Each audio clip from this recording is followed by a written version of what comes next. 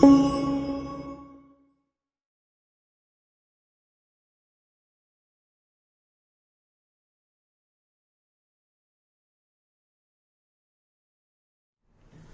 Students, देखिए आज जो आपका चैप्टर स्टार्ट हो रहा है वो चैप्टर है आपका प्लांटी किंगडम। ये प्लांटी किंगडम के बारे में आपको मैं बता दूं, बहुत ही इंपॉर्टेंट चैप्टर है। यानी कि बॉटनी में जितने भी पार्ट आपको पढ़ने हैं प्योर रूप से, ठीक है, जैसे लिविंग वर्ल्ड में कुछ पार्ट तो प्लांट का पढ़ना ही है, बायोलॉजिकल क्लासिफिकेशन में भी पढ़ना है, प्लांटी किंगडम तो पूरा का पूरा प्लांट पढ़ना है, फिर मॉर्फोलॉजी हो गया, फिर एनाटॉमी हो गया, ठीक है, फिर उसके बाद बायोमोलिक्यूल्स और सेल बायोलॉजी भी पार्ट बटा हुआ है, और उसके बाद पांचों प्लांट फिजियोलॉजी का जो चैप्टर है उसमें सबसे इंपॉर्टेंट चैप्टर अगर क्वेश्चन पॉइंट ऑफ व्यू से अगर आप बोलेंगे तो यही है। सबसे बेसिक फाउंडेशन चैप्टर यही है। इसी चैप्टर में आपको प्लांट के डिफरेंट कैटेगरी के बारे में जानकारी मिलेगी। वैसे मैंने आपके पढ़ाई में क्या किया था, क्या मतलब इनोवेशन किया था कुछ। हम जब लिविंग वर्ल्ड पढ़ा रहे थे, फर्स्ट चैप्टर जब पढ़ा रहे थे, तो हमने वहां भी जो क्लासिफिकेशन बताया था उसमें हमने प्लांट के बारे में कुछ बताया था, और बायोलॉजिकल क्लासिफिकेशन में तो हमने एक तरह से प्लांट के बारे में पूरा का पूरा क्लासिफिकेशन के बारे में बता ही दिया था।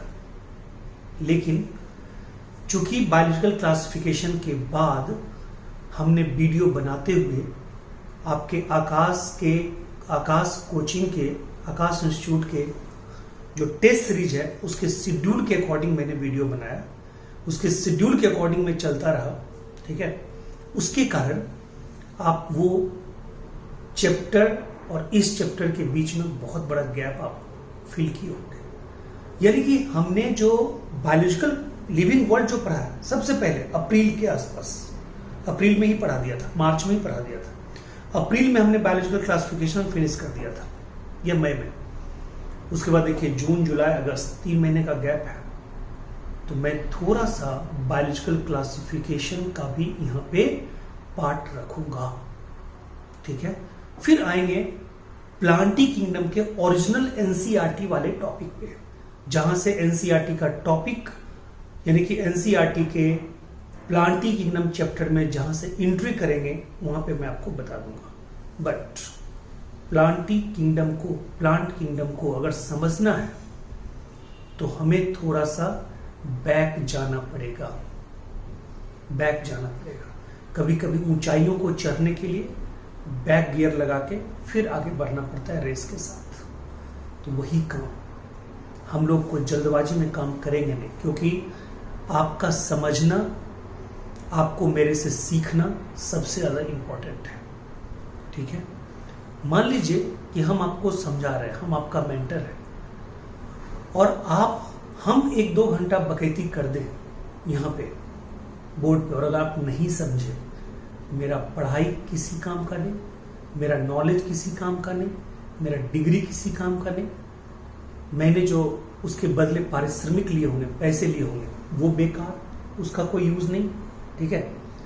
इसी ढंग से बहुत सारे टीचर चल रहे हैं, हमें उनसे कोई मतलब नहीं है, ठीक है।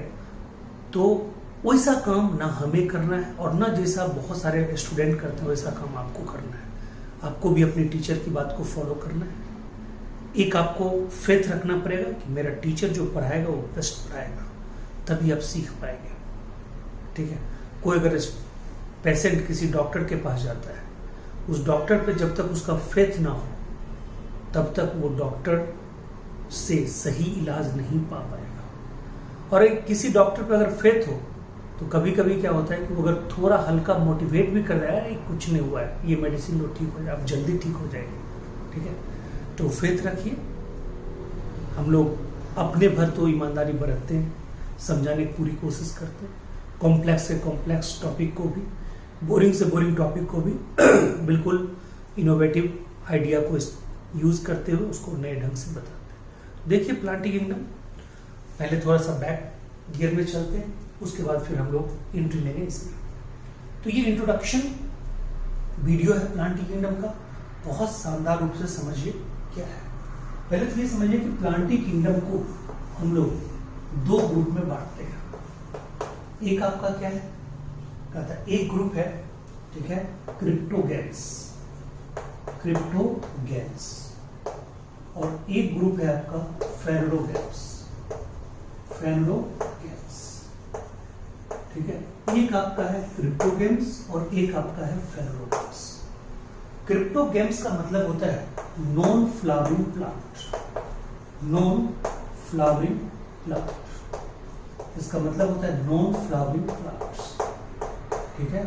और फेनोगेम्स का मतलब होता है फ्लावरिंग प्लांट, फ्लावरिंग प्लांट्स, ठीक है। आप इसको ऐसे भी याद रख सकते हैं, हिंदी में अगर हम उच्चारण की बात करें तो यहाँ पे बोलते हैं फेनरो, फेनोरो, यहाँ पे बोलते हैं फ्लावरिंग, यानी फेनरोगेम्स जो होगा वो फ्लावरिंग होगा और जो क्रिप्टोगेम्स होगा वो नॉन फ्लावरिंग होगा। एक्चुअली में क्रिप्टो वर्ड का मतलब होता है फॉल्स, ठीक है। गैमिट्स का मतलब होता है फ्यूजन, यानी फॉल्स फ्यूजन से बना हुआ, फॉल्स फ्यूजन वाला प्लांट जहां पे प्रॉपर ढंग से फ्यूजन नहीं, मतलब फॉल्स मैरिज इसको बोलते हैं, ओके। क्रिप्टोगेम्स देखिए यहाँ पे क्या है, नॉन फ्लावर, यानी बिना फ्लावर का यहाँ पे रिप्रोडक्शन होगा, ठीक है। तो ध्यान दीजिएगा, कहता है अगर किसी ये क्रिप्टोगेम्स क्या है, नॉन फ्लावरिंग प्लांट है, यानी अगर यहाँ फ्लावर नहीं है, तो फ्लावर अगर नहीं है डियर, तो यहाँ पे जान जाइए फ्लावर अगर नहीं है तो सीड भी नहीं होने की गारंटी है और फ्रूट भी नहीं होने की गारंटी है। यानी कि बताइए ये ऐसा ग्रुप है क्रिप्टोगेम्स जिसमें ना तो फ्लावर है, ना तो सीड है, ना तो फ्रूट है, जस्ट उल्टा।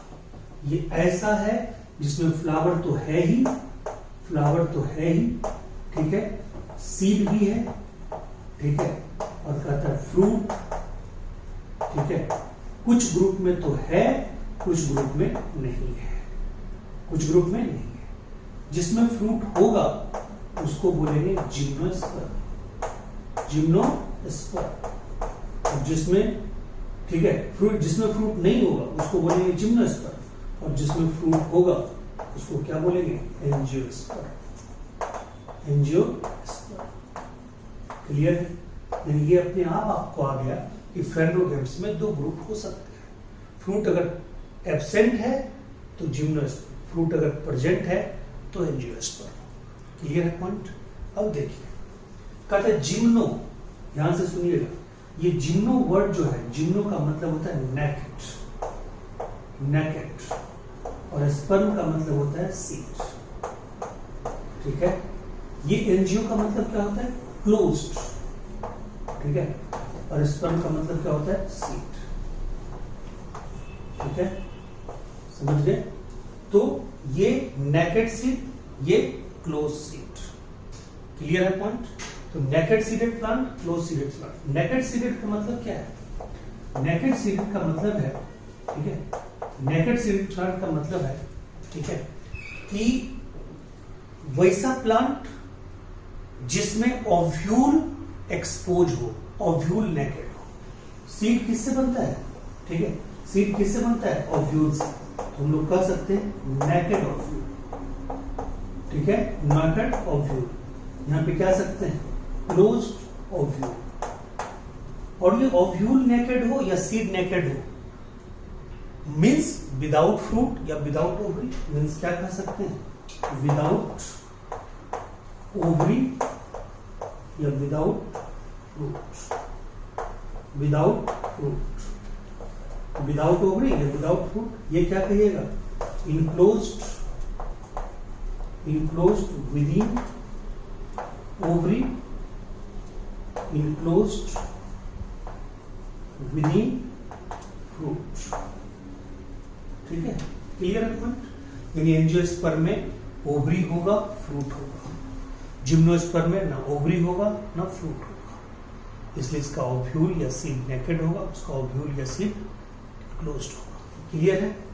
इसका एग्जांपल आप जानते हैं, साइकस है, पाइनस है, पाइनस है, जिंको है, ठीक है, जिंको है, इसका रेस्ट ऑल प्लांट। इसमें आप आगे जाके पढ़ेंगे इसमें क्या होता है, मोनोकॉट, आपने पढ़ा भी है मोनोकॉट, और क्या होता है डाइकॉट। ठीक है, तो एंजियोस्पर्म में मोनोकॉट, डाइकॉट। मोनोकॉट में आपने दो फैमिली सुना होगा, ग्रेमनी और लिलियेसी, और डाइकॉट में आपने 7 फैमिली सुना होगा। ठीक है, कहता है क्रूसीफेरी, पेप्लुनेसी, सीजरपिनेसी, माइमोजेसी, मालवेसी, सोलेनेसी और कंपोजिटी।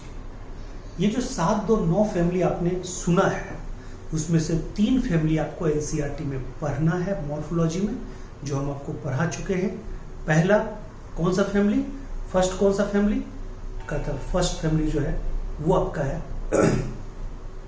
पेप्लुनेसी, सॉरी हाँ पेप्लुनेसी, दूसरा सोलेनेसी और तीसरा लिलियेसी। ये तीनों फैमिली आपको पढ़ना है। क्लियर है पॉइंट, ये तीनों फैमिली आपको पढ़ना है। चलिए अब देखिए, ध्यान से सुनिएगा। ठीक है, ध्यान से सुनिएगा। अगला पॉइंट, अगला हम चलते हैं। ये हो गया फेलोगेम्स के बारे में पूरा। अब क्रिप्टोगेम्स में, क्रिप्टोगेम्स को हम लोग 3 ग्रुप में बांटते हैं। ठीक है, 3 ग्रुप में बांटते हैं। क्या क्या, तो कहते हैं थैलोफाइटा,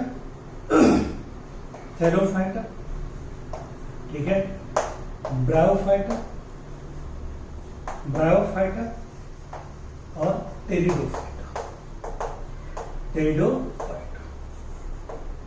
ठीक है जी, थैलोफाइटा, ब्रायोफाइटा, टेरिडोफाइटा, ये 3 ग्रुप में हम बांटते हैं। और आपको ज्यादा दिमाग नहीं लगाना है, इस चैप्टर में यहीं से शुरुआत है, थैलोफाइटा से। यानी इसी चैप्टर में हमें थैलोफाइटा के बारे में पढ़ना है पूरा डिटेल, ब्रायोफाइटा के बारे में पूरा डिटेल पढ़ना है, टेरिडोफाइटा के बारे में पूरा डिटेल पढ़ना है, जिम्नोस्पर्म के बारे में हल्का फुल्का पढ़ना है, एंजियोस्पर्म के बारे में बहुत हल्का पढ़ना है। ठीक है, तो कहते हैं ये थैलोफाइटा, ब्रायोफाइटा, टेरिडोफाइटा में क्या डिफरेंस है। ठीक है, इन तीनों में क्या डिफरेंस है, ध्यान दीजिए। कहते हैं ये थैलोफाइटा में, ठीक है, थैलोफाइटा में बॉडी होता है थैलोइड, थैलोइड। इसमें भी बॉडी होता है थैलोइड, और इसमें होता है body differentiated, differentiated.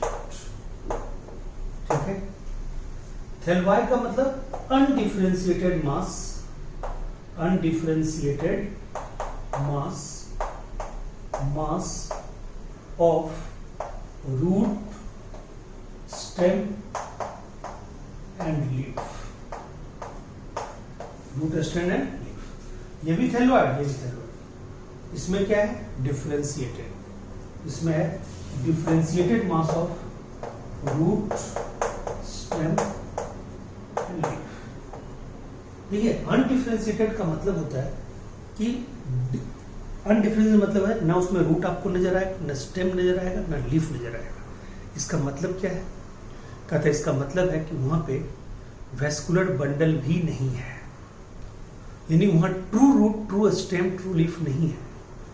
True root, true stem, true leaf उसको कहेंगे जहां पे जिस रूट, स्टेम, लीफ में वेस्कुलर बंडल होगा, यानी जाइलम और फ्लोएम होगा।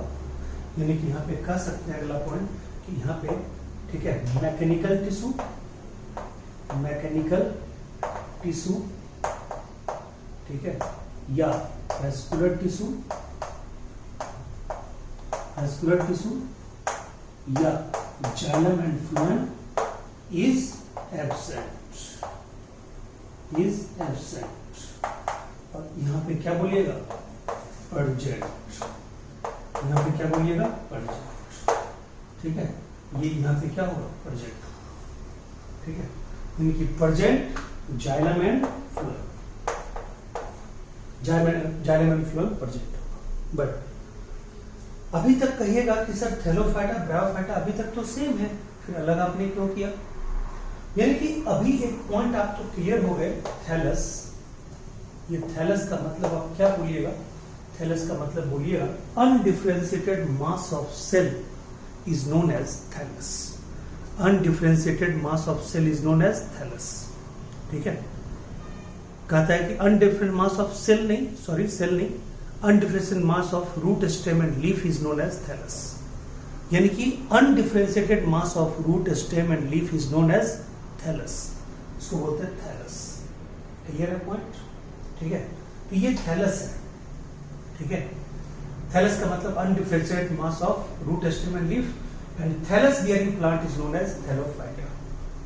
ये भी थैलोफाइटा ही होता, सारा कैरेक्टर तो सेम है, लेकिन इसमें पहली बार इम्ब्रियो का डेवलपमेंट हुआ था। इसका डेवलपमेंट हुआ था इम्ब्रियो का, इसलिए इसका नाम बदल के कर दिया गया ब्रायोफाइटा। थैलोफाइटा का वैसा कैटेगरी, थैलोफाइटा लाइक प्लांट ही वैसा प्लांट जिसमें थैलोइड बॉडी के साथ किसकी अपीयरेंस हो गई? इम्ब्रियो की अपीयरेंस हो गई। तो थैलोफाइटा विद इम्ब्रियो बराबर नोन एज ब्रायोफाइटा। यानी यहां पे आप क्या बोल सकते हैं? यहां पे बोल सकते हैं इम्ब्रियो प्रेजेंट। ठीक है, यहां पे क्या बोलेंगे? Embryo absent, embryo absent. और यहां भी क्या बोलेगा? Embryo present, embryo present. वही क्लियर है पॉइंट? ठीक है, तो बताइए इसमें, ठीक है, मतलब तीनों में कॉमन बात क्या है? तीनों में अगर कॉमन कहेगा तो न फ्लावर, न सीड, न फ्रूट। इन दोनों में body is thalloid, undifferentiated mass of root stem and leaf. और इन दोनों में एक और समानता कि vascular bundle is absent, xylem और phloem is not present. True root, true stem, true leaf is absent. और इधर differentiated root stem and leaf, true root, true stem, true leaf is present, xylem and phloem are present. But इन दोनों में समानता, दोनों में embryo है। ठीक है, अब देखिए हम यहां पे आपको ले चलते हैं। कहता है कि थैलोफाइटा, ब्रायोफाइटा, टेरिडोफाइटा। इधर से ये तीनों हो गए, थैलोफाइटा, ब्रायोफाइटा, टेरिडोफाइटा। इधर से आपका क्या हो गया? Gymnosperm, angiosperm, gymnosperm, angiosperm. इस पांचों को अगर गौर करें, इस पांचों में आप इसको अलग करके इन चारों को एक साथ ला सकते हैं। किस आधार पे? किस आधार पे एक साथ ला सकते हैं? देखिए, ब्रायोफाइटा में भी इम्ब्रियो, टेरिडोफाइटा में भी इम्ब्रियो, और यहां तो इम्ब्रियो होना ही है क्योंकि यहां तो फ्लावर भी है, ट्रू इम्ब्रियो। कहता है इसमें भी इम्ब्रियो, इसमें भी इम्ब्रियो, इसमें भी इम्ब्रियो, इसमें भी इम्ब्रियो। ठीक है, कहता है इन चारों को मिला के हम लोग बोलते हैं इम्ब्रियोफाइटा। क्या बोलते हैं? इम्ब्रियो। चारों को मिला के क्या बोलते हैं? इम्ब्रियोफाइटा। उसी तरह से फिर कहता है इन तीनों को आप अलग कर सकते हैं। कैसे अलग कर सकते हैं? इन तीनों को कैसे अलग कर सकते हैं? कहता है इन तीनों में, ठीक है, क्या है जी? इसमें वेस्कुलर बंडल, इसमें भी वेस्कुलर बंडल, इसमें भी वेस्कुलर बंडल। यानी कि xylem and phloem, xylem phloem, xylem phloem. इन तीनों को मिला के, यानी इनमें क्या है? वेस्कुलर बंडल है। ठीक है, तो इन तीनों को मिला के हम लोग बोलेंगे, ठीक है, क्या? ट्रैकियोफाइटा, ट्रैकियोफाइटा। ठीक है, फिर कहता है इन दोनों को मिलाइए, इन दोनों में क्या है जी? ठीक है, कहता है इन दोनों को मिला के अगर हम बात करें, इन दोनों में सीड है, इसलिए इनको बोलते हैं स्पर्मेटोफाइटा, स्पर्मेटोफाइटा, इनको बोलते हैं स्पर्मेटोफाइटा। क्लियर है? इनको क्या बोलते हैं? स्पर्मेटोफाइटा। ठीक है, ये है आपका एक पार्ट क्लासिफिकेशन का। ठीक है, और आप जानते हैं थैलोफाइटा का एग्जाम्पल क्या होगा? ऑल टाइप्स ऑफ एल्गी, वहीं से तो शुरुआत करेंगे। ब्रायोफाइटा का एग्जाम्पल मॉसेस, लीवरवर्ट्स। टेरिडोफाइटा का एग्जाम्पल फर्न, सिलेजिनेला, लाइकोपोडियम, ये सब हम लोग पढ़ेंगे। ठीक है, फिर कहता है जिम्नोस्पर्म का बता ही दिया साइकस। ये जान जाइए जितने भी, अब आपने नाम सुन के घबराना नहीं है। जैसे एल्गी है, तो एल्गी में चाहे वो ग्रीन एल्गी हो, चाहे वो रेड एल्गी हो, चाहे वो ब्राउन एल्गी हो, सबके जितने एग्जाम्पल्स लिखे हैं ना, जिसमें सब ज्यादा आपको तकलीफ होती है याद करने, उसके लिए मेरे पास बेहतरीन ट्रिक है, वो ट्रिक अभी आपको बताएंगे थोड़ी देर में, ठीक है, अगले वीडियो में वो सब बताएंगे। और इसके अलावा बेसिक रूप से और क्या सीखना है वो मैं आपको बताने जा रहा हूँ। वो चीज सीखना और जरूरी है क्योंकि वो थैलोफाइटा के लाइफ साइकिल में भी काम आएगा, ब्रायोफाइटा के लाइफ साइकिल में भी काम आएगा, टेरिडोफाइटा के लाइफ साइकिल में काम में आएगा, जिम्नोस्पर्म और एंजियोस्पर्म के लाइफ साइकिल में भी काम आएगा। तो सबको मिला जुला के हम कुछ बताने जा रहे हैं जो इस चैप्टर के लास्ट में भी है, लास्ट पेज में भी है और इस चैप्टर के स्टार्टिंग में भी है। इस चैप्टर के लास्ट पेज में भी है और इस चैप्टर के स्टार्टिंग में भी है, ठीक है। तो हम उसको आपको बताने जा रहे हैं। पहले तो ये देखिए कि पूरा का पूरा ये आपको अच्छे से नोट कर लेना है, ठीक है, पूरे के पूरे अच्छे से नोट करना है। उसके बाद हम लोग आगे बढ़े। अब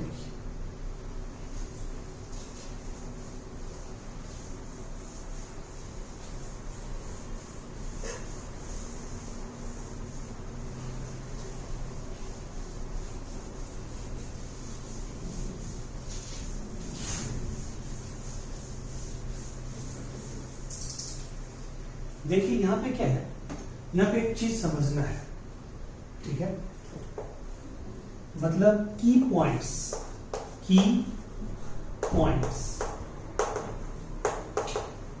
ठीक है, about life cycle of different plant group, ठीक है, ये चीज समझना बहुत जरूरी है, ठीक है। पहले इसको समझने के लिए थोड़ा सा बैकग्राउंड सुनिए आप। कहता है कि हमारे आपके बॉडी में हैप्लॉइड सेल जो होता है वो क्या होता है। हमारे आपके बॉडी में सारे के सारे सेल डिप्लॉयड ही है। अगर हम या आप मेल हैं तो उसमें एक ही हैप्लॉइड सेल है, वो है स्पर्म। और अगर आप फीमेल, आप में से कोई फीमेल है, यानी ह्यूमन में जो फीमेल होते हैं उसमें एक ही हैप्लॉइड सेल है, वो है ओवम। यानी ovum and sperm are haploid cells, rest all body cell are diploid cells. सारे के सारे डिप्लॉयड है। तो ध्यान दीजिएगा, ये हैप्लॉइड सेल जो है स्पर्म ओवम में जनरली क्या है, गैमीट है। तो कहता है इस गैमीट की तरह का स्ट्रक्चर प्लांट में भी तो होगा, गैमीट प्रोड्यूसिंग स्ट्रक्चर प्लांट में भी तो होगा। तो कहता है प्लांट में गैमीट प्रोड्यूसिंग स्ट्रक्चर जिस स्टेज में आएगा उसको बोलेंगे गैमीटोफाइट, और डिप्लॉयड स्ट्रक्चर जिस स्टेज में आएगा, जिस स्टेज में लास्ट करेगा, उसको बोलते हैं स्पोरोफिटिक स्ट्रक्चर। फिर से आप समझिए, घबराना नहीं है। कहता है प्लांट में जो हैप्लॉइड फेज वाला जो भी स्ट्रक्चर होगा, हैप्लॉइड फेज का मतलब सिंगल सेट ऑफ क्रोमोसोम। जैसे अपना लोग में अगर बात करें 23 क्रोमोसोम, मटर के पौधे में बात करें 7 क्रोमोसोम। यानी कि मटर के पौधे में डिप्लॉयड सेट होता है 14, तो हैप्लॉइड सेट कितना हो गया, 7। हमारे आपके बॉडी में डिप्लॉयड सेट होता है कितना, 46, ठीक है। तो हैप्लॉइड सेट कितना होता है, हैप्लॉइड सेट कितना होता है, 23। उसी तरह से कोई प्लांट में जो गैमीट प्रोड्यूसिंग करने वाला जो स्टेज है उसको बोलते हैं गैमेटोफिटिक स्टेज, और जो डिप्लॉयड स्ट्रक्चर को प्रोड्यूस करने वाला जो स्टेज है उसको बोलते हैं स्पोरोफिटिक स्टेज। मतलब आप समझ गए, गैमेटोफाइट और स्पोरोफाइट। तो कोई प्लांट ऐसा होगा जिसमें गैमेटोफाइट स्टेज ही 90% टाइम में रहता है, मतलब 90% लाइफ साइकिल में गैमेटोफाइट फेज ही डोमिनेट होता है। गैमेटोफाइट उसमें कुछ देर के लिए क्या होता है, डिप्लॉयड स्ट्रक्चर बनता है। कुछ प्लांट ऐसे होते हैं जिसमें लगभग 60-40 या 40-60 का चलता है काम, 60% गैमेटोफाइट, 40% स्पोरोफाइट, या 60% स्पोरोफाइट, 40% गैमेटोफाइट। कुछ ऐसे होते हैं जिसमें 80% स्पोरोफाइट, 20% गैमेटोफाइट। कुछ ऐसे होते हैं जिसमें 90% स्पोरोफाइट, 10% गैमेटोफाइट। तो ये जो स्टेज होता है, यानी कि हम कह सकते हैं, ठीक है, एन बराबर हैप्लॉइड, एन बराबर हैप्लॉइड, एन बराबर हैप्लॉइड। और हैप्लॉइड का मतलब गैमेटोफिटिक स्टेज, गैमेटोफिटिक स्टेज, ठीक है। ट्विन का मतलब डिप्लॉइड, मतलब स्पोरोफिटिक स्टेज, स्पोरोफिटिक स्टेज, ठीक है। कोई दिक्कत? अब गैमेटोफिटिक स्टेज, स्पोरोफिटिक स्टेज, ठीक है। यानी कि गैमेटोफिटिक स्टेज में गैमीट प्रोड्यूसिंग ऑर्गन लगेंगे, यानी सेक्स ऑर्गन लगेंगे, ये याद रखिएगा, जब लाइफ साइकिल बताएंगे तो और क्लियर होगा, ठीक है। तो देखिए यहाँ पे क्या है, ठीक है। यानी कोई कहेगा all algae are gametophytic plant, मतलब उसमें डिप्लॉयड स्टेज बस एक टाइम में आएगा जब दोनों गैमेट फ्यूज करेगा, बाकी उसका पूरा लाइफ साइकिल में क्या होगा, haploid haploid haploid haploid haploid. कोई कहेगा bryophyte is also gametophytic plant, इसका मतलब उसके पूरे लाइफ साइकिल में जो स्टेज आएगा डिप्लॉयड वो बहुत कम देर के लिए आएगा, बाकी पूरे में क्या होगा, हैप्लॉइड स्टेज ही चलता रहेगा। समझ में आ गया होगा? अब देखिए, ध्यान से सुनिएगा, ठीक है, ध्यान से सुनिएगा। गैमेटोफिटिक स्टेज हो गया, स्पोरोफिटिक स्टेज हो गया। अब सुनिए, हम यहाँ पे एक चार्ट बनाने जा रहे हैं, उस चार्ट को आप समझिएगा।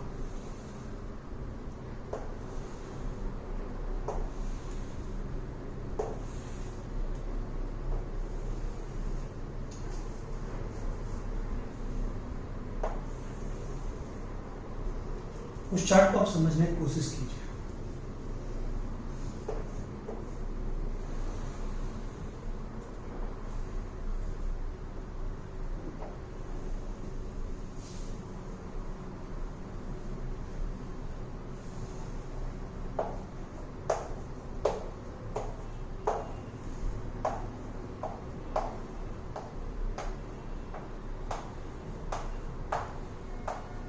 ठीक है, ये आपका है thallophyta, bryophyta, pteridophyta, gymnosperm, angiosperm. ये हमने 5 पॉइंट लिखा, thallophyta, bryophyta, pteridophyta, gymnosperm, angiosperm. N का मतलब हैप्लॉइड और गैमेटोफाइट, 2n का मतलब डिप्लॉइड या स्पोरोफाइट। क्लियर है पॉइंट? अब आप देखिए, n का मतलब हैप्लॉइड और गैमेटोफाइट, 2n का मतलब डिप्लॉइड और स्पोरोफाइट। ध्यान से सुनिएगा, कहता है कि ये जो गैमेटोफिटिक स्टेज, अब इसमें देखिए कौन सा फेज डोमिनेंट है, गैमेटोफिटिक फेज पूरी की पूरी डोमिनेंट है। यानी ये प्लांट का जो बॉडी है, यानी इसके आधार पे, यानी थैलोफाइटा में क्या कौन सा फेज डोमिनेंट है, ठीक है, यानी कि गैमेटोफिटिक फेज। एन का मतलब क्या, हैप्लॉइड, यानी गैमेटोफिटिक फेज। यानी अधिकांश लाइफ साइकिल के अधिकांश टाइम में इसमें क्या होगा, हैप्लॉइड फेज ही डोमिनेट होगा, गैमेटोफिटिक फेज ही डोमिनेट होगा। इसको हम लोग बोलते हैं गैमेटोफिटिक प्लांट। यानी थैलोफाइटा कैसा प्लांट होगा, गैमेटोफिटिक प्लांट होगा, गैमेटोफिटिक प्लांट, गैमेटोफिटिक प्लांट होगा, ठीक है। अब बताइए ब्रायोफाइटा कैसा होगा, डायग्राम देखिए, वो भी क्या होगा जी, गैमेटोफिटिक प्लांट होगा, गैमेटोफिटिक प्लांट होगा, ठीक है। ब्रायोफाइटा भी, उसमें भी देख लीजिए क्या ज्यादा है, गैमेटोफाइट ही ज्यादा है, बट इसमें ज्यादा देखिए टेरिडोफाइट में क्या ज्यादा है, इसमें स्पोरोफाइट ज्यादा है। तो टेरिडोफाइटा, ठीक है, स्पोरोफिटिक प्लांट है, स्पोरोफिटिक प्लांट है,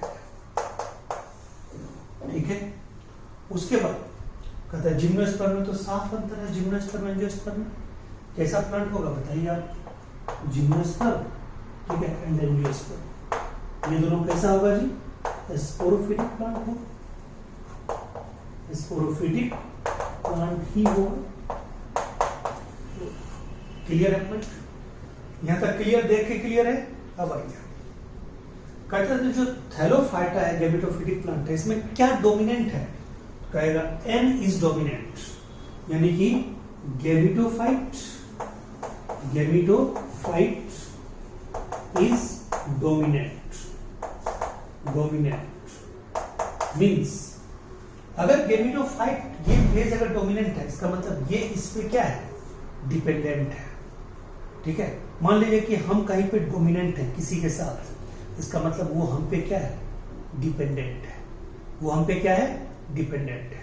तो ये इस पे डिपेंडेंट है, यानी कि 2n यहाँ पे क्या है? डिपेंडेंट है। यानी कि यहाँ डिपेंडेंट कौन है?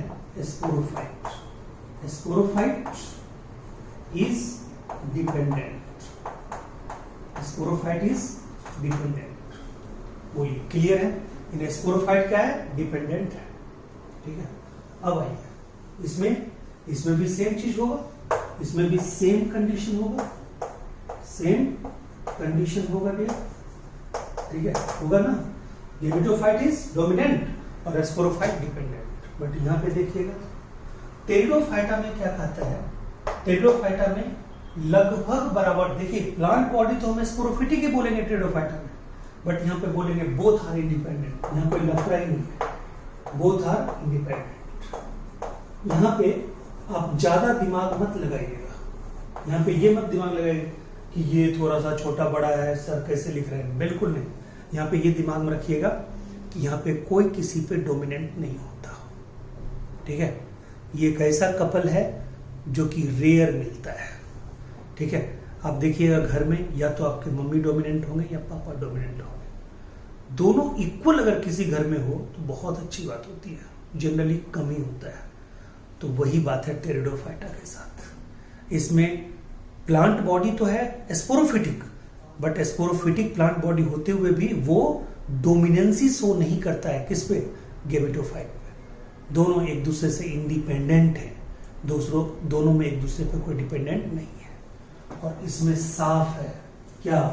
बताइए, स्पोरोफाइट यहां पे क्या है? स्पोरोफाइट डोमिनेंट है, बट गैमेटोफाइट क्या है? डिपेंडेंट है। गैमेटोफाइट डिपेंडेंट है। बोलिए, क्लियर है पॉइंट? ठीक है, डिपेंडेंट है। क्लियर? अब देखिए,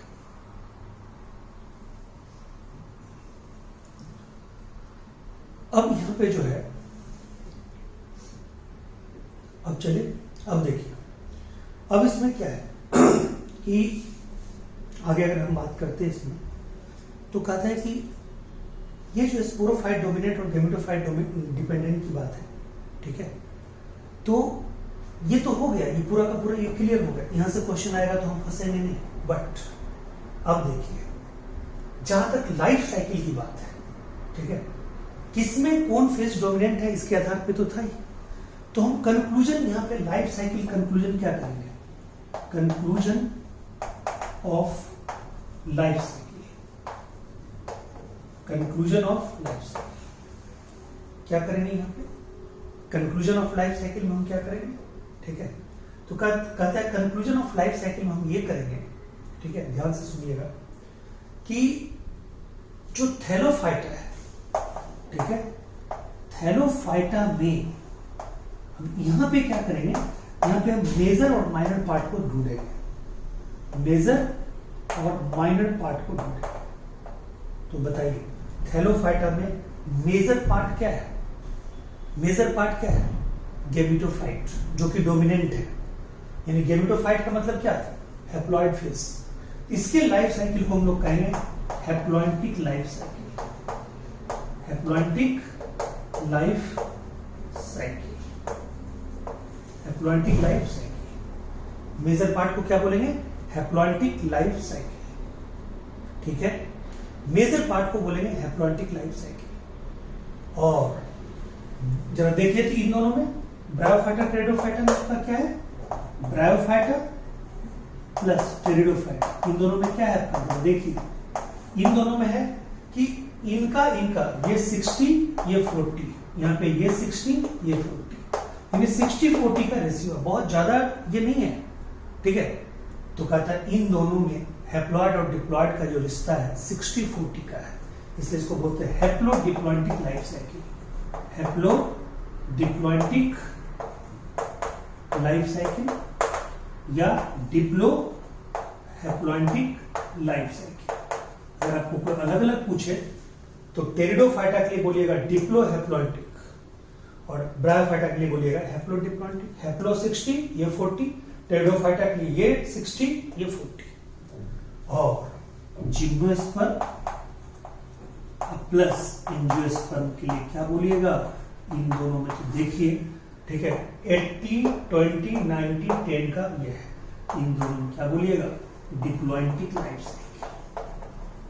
डिप्लॉइडिक लाइफ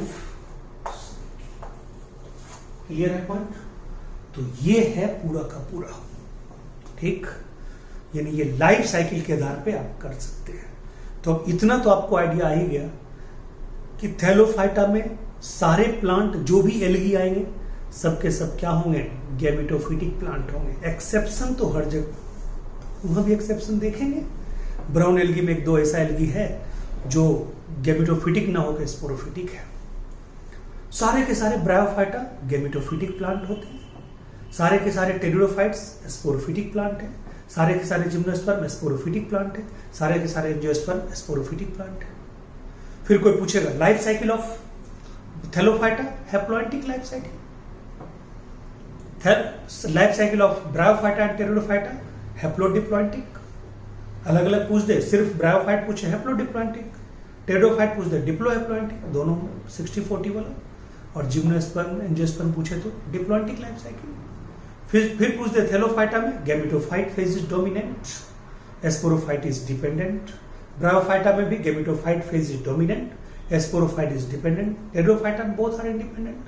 जिम्नोस्पर्म एंजियोस्पर्म में स्पोरोफाइट इज ये dominant and gametophyte is dependent. Clear है। तो ये आपको एक था बेसिक, इसको बोलते हैं चैम्बेरियंस चार्ट या कैम्बेरियंस चार्ट, कैम्बेरियंस चार्ट, ठीक है। तो ये आपको बताना जरूरी था। अब आपको पूरा का पूरा एक बेसिक ज्ञान हो गया होगा। ओके, इसमें हम लोग अब जो एंट्री लेंगे, ठीक है, अब जो एंट्री लेंगे, अब जो हम एंट्री ले रहे हैं वो ले रहे हैं किसके बारे में, वो लेने जा रहे हैं एंट्री हम लोग एनसीईआरटी का, ठीक है, इस वीडियो में। तो मैं सोच रहा हूं कि वहां से मैं अलग ही बता दूं, ठीक है। यानी अब जो है, यानी कि ये था आपको बेसिक, यानी इंट्रोडक्शन ऑफ प्लांटी किंगडम। ये वीडियो आपका था इंट्रोडक्शन ऑफ प्लांटी किंगडम।